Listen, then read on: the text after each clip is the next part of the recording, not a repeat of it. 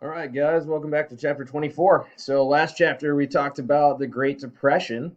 All right, and remember the big message there is that the Great Depression was terrible, right? It lasted throughout the 1930s. Despite massive deficit spending, the United States still didn't completely get out of the Great Depression really until it got started in World War One at the end of 1941. All right, and this week in chapter 24, we're going to look at how the United States actually gets into World War II. All right. So we're going to have two essay questions for the chapter 24 part of the test, which I should remind or should let you guys know that chapter 24 test is going to be combined with chapter 25. All right. Chapter 24 looks at like how the war started. Chapter 25 looks at how the war progresses and ultimately how it ends. All right. So that's why we're going to combine these two things. Okay. Two essay questions here. They're very similar. That's why it's bolded and in red, those two different pieces. So please keep in mind that these are different questions that ask kind of the same thing, right? So how did the war in Europe begin, and how did the war in the Pacific begin? So you're looking at the rise of fascist leaders, the things that they did. What aggressive actions did they take? Both of these are going to require a little bit of analysis. There it is. All right, here we go. So, section one, when we dive into this, keep in mind Europe at the end of World War One, or at the beginning of World War One, looked like this. Remember, German Empire was pretty big, reached all the way over to the Baltic states that presently are independent, but used to be part of the Soviet Union. The Austro-Hungarian Empire is right here. Again, bunch of different countries are going to shake out of that. You got the Ottoman Empire, the sick old man of Europe down there, right? World War One is fought. Germany and the rest of the Central Powers lose. Germany gets broken up quite a bit into a bunch of different countries. The Austro-Hungarian Empire also is going to be split up quite a bit. And then, of course, you've got what was left of the Ottoman Empire is going to be made up into Turkey.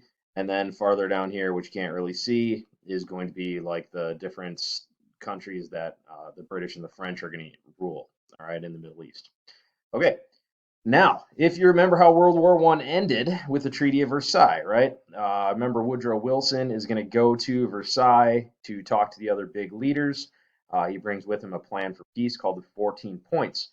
Remember those 14 points? He was trying to basically bring an end or solve those four main causes of World War One, right? Remember talking about that acronym like a billion times? Main, militarism, alliances, imperialism, nationalism, right? And Wilson, being a smart dude, he's like, look, if we don't deal with these long term causes and fix those things, we're just going to set ourselves up for another world war down the road. We have to deal with those long term tensions. So that's what the 14 points plan was supposed to do. But if you remember, what did the other leaders tell Wilson? We don't need those. We want to punish Germany. Wilson, who, as it's suggested, actually, if you do some reading about this, it looks like Wilson was actually suffering from what we think might have been Spanish flu, actually.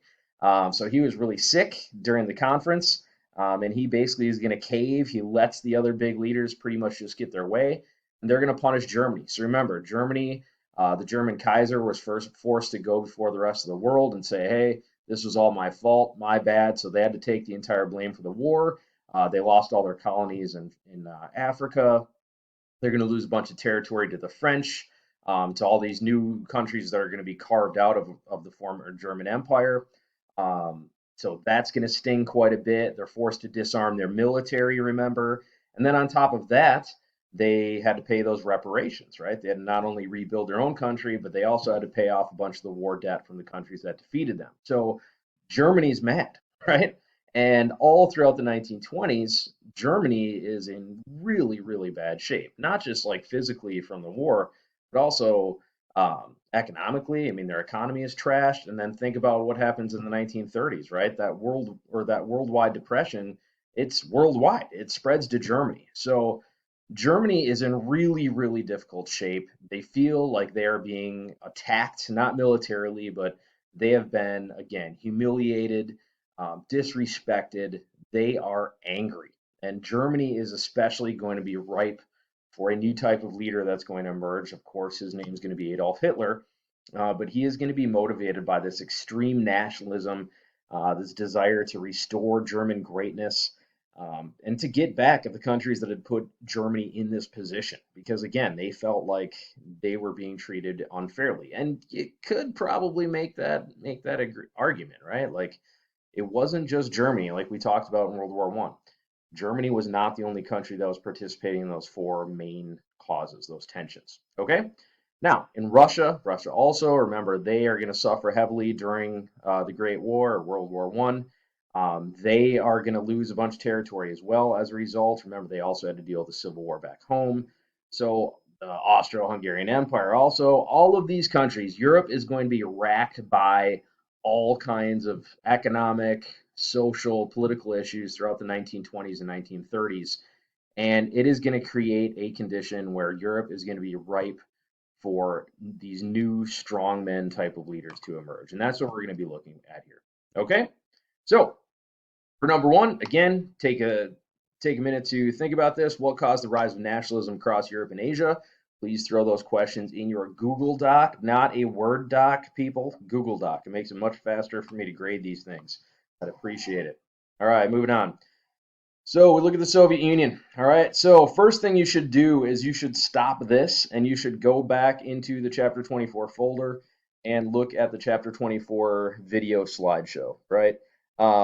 These or there's some really good videos here that you should watch. This is definitely one of them. It's going to do a much better in detailed job of explaining what Joseph Stalin's Soviet Union looks like. But we've talked about this a little bit, right? So there's that civil war, 1917 to 1922. That's why Russia had to leave World War One. The communists are going to win. Vladimir Lenin, that's this guy right here that's listed. This is not Lenin. This is Joseph Stalin. So Lenin is going to create this new communist country called the Soviet Socialist or the United Soviet Socialist Republic, USSR. All right. Now he dies in 1924. Joseph Stalin, which is not his real name, it's like a nickname pretty much that I think he gave to himself. It means man of steel. With and with a mustache like that, it's probably well deserved. But anyway, Stalin is going to take Lenin's idea of creating this, new communist or social extreme socialist society, and he is going to take it to the next level. His vision was basically to create the Soviet Union as this huge industrial power. He wanted to be a global superpower, basically. And the problem is the Soviet Union was not an industrial power. It was largely agricultural, huge, huge country physically, but not a gigantic population, especially for a country of its size.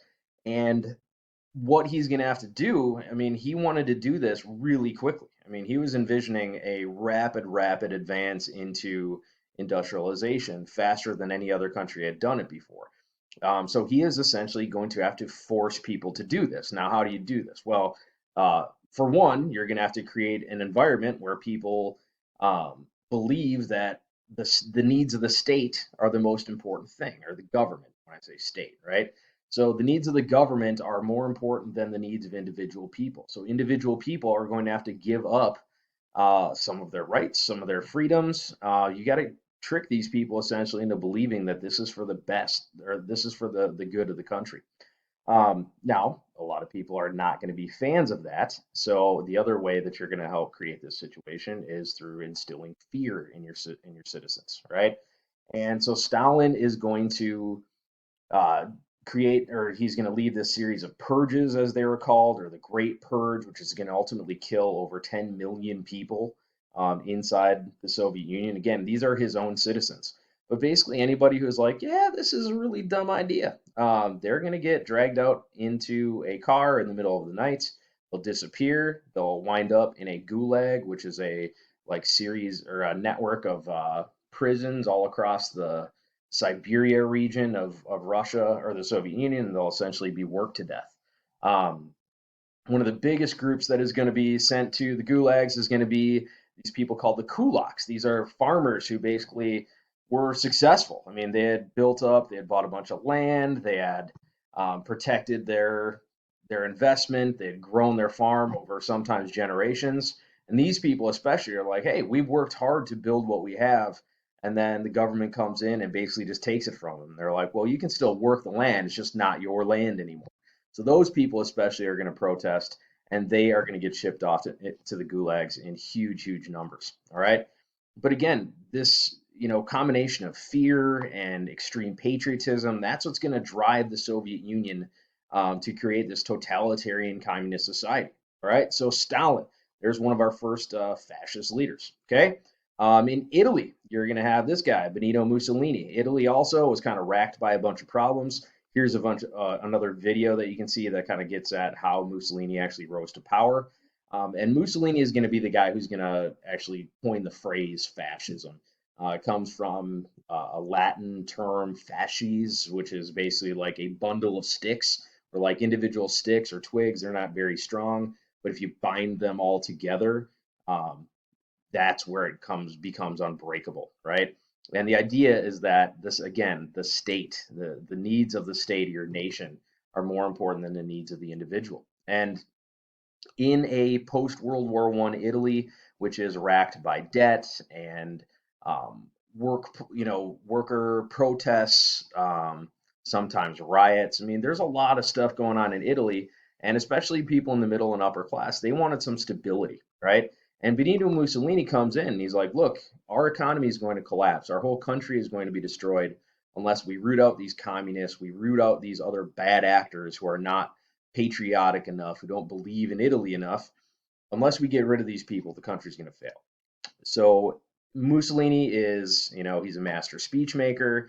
He's all about pageantry, which gets people really wound up. They're like, oh, these look. I mean, you can kind of see right here. It's this huge, huge rally. People go out and see this, and they want to. They feel like they're a part of a movement. Now, also, what goes along with this is fear again, right? So just like Stalin in the Soviet Union, Benito Mussolini is going to have essentially a private army, which was called the Black Shirts. I mean, these guys are essentially like street thugs who anybody who criticized Mussolini would essentially get beat up, sometimes even killed by the Black Shirts.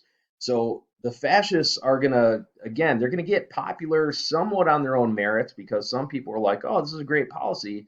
But for other people who are kind of critical, that threat of violence is just going to keep those people from being too critical, which is going to allow fascism to thrive. All right. So by 1922, Mussolini is actually going to be appointed the head of government. Italy is a country that had two leaders. They've got a president and then a prime minister. Mussolini will be the prime minister, and eventually he kind of comes to power legally.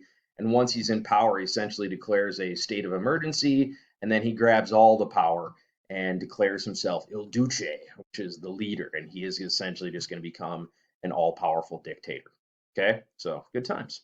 All right, then we've got Hitler, and you guys, again, you probably know a whole bunch of Hitler. Please watch this TED talk about how did he rise to power. This other one about the rise of the Nazi Party is another really good one. But Hitler, remember, he is basically a um, failed political leader initially. He had gone to art school. He had served in World War One. He made it into a lower-ranking officer position. But Hitler is going to join this young party called the National Socialist German Workers' Party, the Nazi Party. And in the early days in the 1920s, the Nazis were not super powerful, um, but they were becoming more and more powerful. And ultimately, what Hitler is going to do is he's going to rise to power inside this Nazi party. The Nazi party is going to be built around these ideas of extreme nationalism again, or fascism. Um, Hitler had this vision basically to restore Germany's greatness, right? Unite German-speaking people, enforce racial purity to only have these racial this Aryan race, which really didn't even exist. But there was this huge idea that, part of the reason why Germany was suffering is because of people who are not Aryans, and we need to root those people out. The biggest target of the Nazis, of course, are going to be the Jews. Hitler is going to get in trouble because, as the leader of the Nazi Party, he's going to participate in this attempted coup, essentially to take over the government. He'll get thrown in jail for that, and while he's in jail, he's going to write this book, Mein Kampf, or My Struggle, and that's where he really kind of outlines his ideas of what Nazism and the future of Germany should be, his vision of this Third Reich, all right, a third rule. Okay, so in 1932, then during this time, I mean, this was the Great Depression, right? And Germany has super high unemployment. Again, they feel like they're really struggling in the face of the world. He's got this private army again, the brown shirts or the SA. They are going to basically beat their ways to the top.